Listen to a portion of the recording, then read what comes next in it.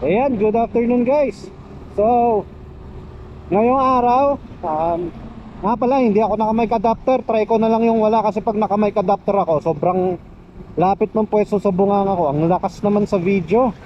Kumbaga, nag-i-spark wala akong iba pang quality na mic So, i-try muna natin to. So, sorry kung medyo mahangin or maingay, gano'n. So, ngayong araw, imimit ko yung Giggle Boys. Kanina, na-meet ko na si Luke. Kasi siya ang nag-keep ng ibang mga gamit ko. And then mimit ko naman si Marco. Tapos pupunta kami kila Kevin, yung pinakaunang drummer ng Gigglebox. Ang gagawin namin, isa-set up namin yung pedal board ko. And then isa-sound check namin yung pedal board ni Marco. Ayan. Kasi alam nyo guys, ang pinaka-secret kasi talaga namin, kasi hindi naman kami yung mga solid na magagaling na musikero. I mean yung expert or yung mga talagang expert na musician. Pero ang isang secret talaga namin sa music ng banda namin Gigglebox is quality guys. Nagpapaayos kami ng gitara, nagpapatono kami, ganun. Shout out kay Studio 7, kay Kuya Ryan, di ba? Yan, nagpapatono kami and then chine-check namin yung mga gamit namin bago kami sumalang. Actually, isang beses lang kaming nagpa-practice. Hindi yung sinasabi namin na huwag kayo mag-practice tapos isang beses lang. Ang ibig ko sabihin, wala kaming mga time.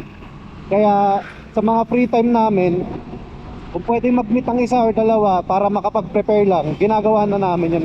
Kumbaga, yun nga ngayon, pedals ko muna kasi sila Luke may work. Si Kilans nasa La Union. Ayan, diba?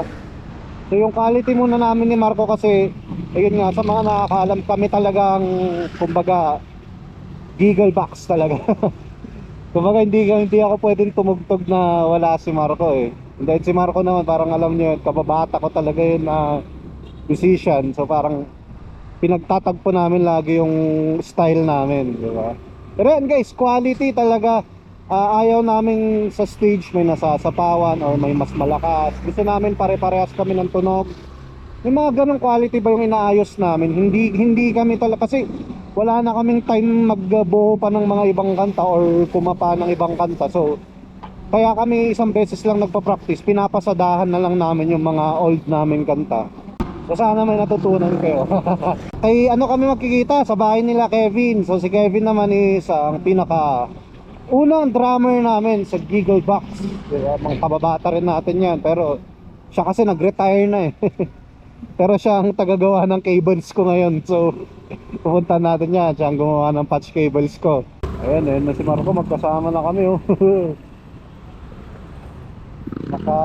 sobrang laki kasi ng pedal board Yan tuloy. Ngayon hindi namin alam kung tiga saan si Kev, pero ang alam namin Quirino Hill. Antenity St. Paul Church dito dito yung nga pala. Thank you po. Sige po, thank you. Grabe, sobrang uphill naman na ito. Tagal-tagal ko na sa Baguio, Quirino Hill ang hindi ko napupuntahan. Ngayon ko lang actually napasok tong lugar na to. Baka mahulog. Hoy, nabitin si Marco, gago ka.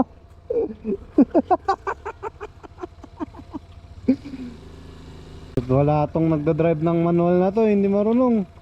So, ayan, nandito na kami. Ganda dito wala kay Kevin, malaki. So, ito yung pedal board ko na ginawa ni Marco noon.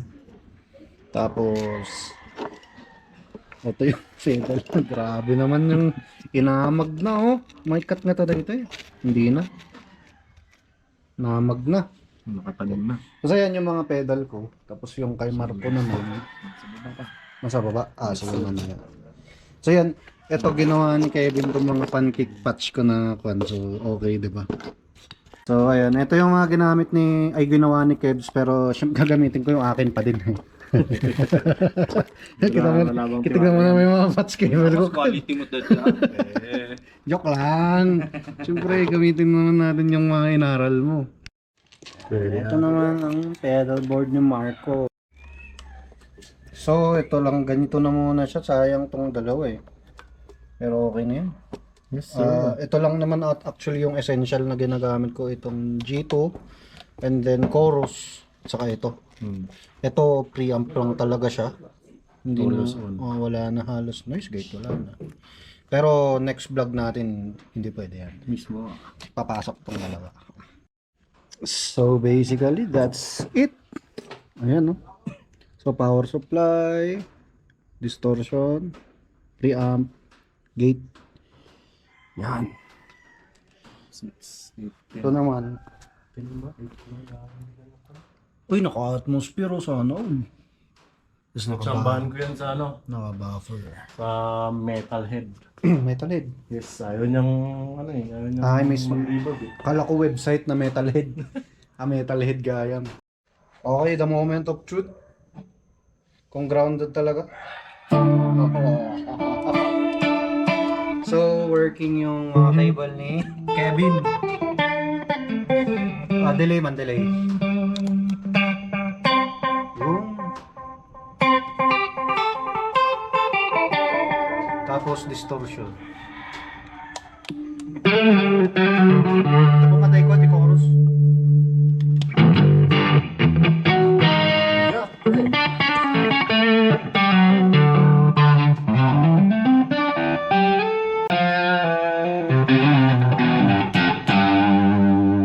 Pwede, Kevin. Pwede ka nang gumawa ng business. Patch cables, Kevin Ray Formo. I-shopee yung kari. Shopee tayo rin sa'yo. I-shopee din eh. Guys, 600. 600 ang 5 pieces. Ito gumawa si Marco ng mga preamp ko. 1, 2, 3. Pinakagusto ko tong gitna. May ginawa siya dyan. Tapos volume lang natin. Dapat try taman Marco.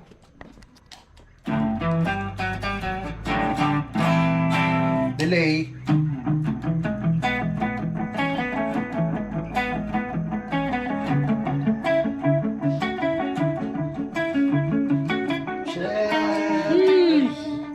Next naman is si Marco mag sa sound test ng kanyang pedal board. So okay na ako, satisfied ako sa tunog.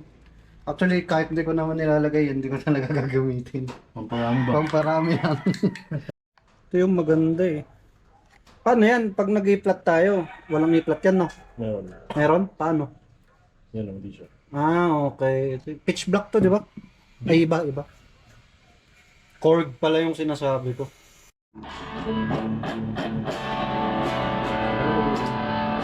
Jet! Ganda! Ay, binost mo na siya. Yes sir. Galing! Boosted na siya. Pangit lang talaga yung amp ko sa bahay. Ah, mas lang.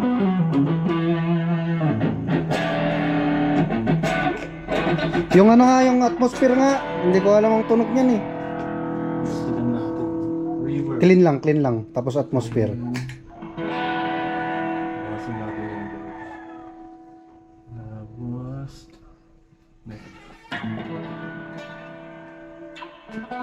Ah. Church, ano siya no? Tapos dagdagan mo pa ng Delay. Sige nga, ano nga? Tinininininining, tininin, Arga disable.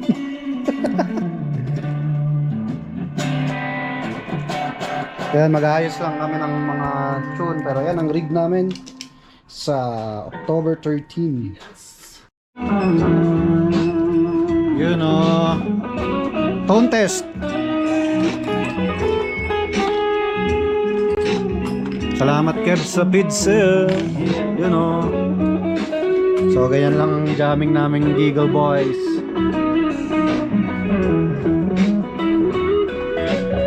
Nice. So ayan, aalis na kami. Sige Rob Kebs. Punta na kami. And then yun. So nakita nyo, ganun nga ang cycle ng, ay routine pala ng aming band. Grabe to. Wait lang guys. Sheesh! Grabe, sobrang tirik. Ayan, kaya kami nabitin rin talaga kanina kasi naghahanap kami ng bahay tas biglang tirik na akyatan, di ba? Pero yan guys, yun ang routine ng Giggle Box. Then natapos na namin, ito na yung pedal board ko. Di ba? So, next time ulit guys. Peace!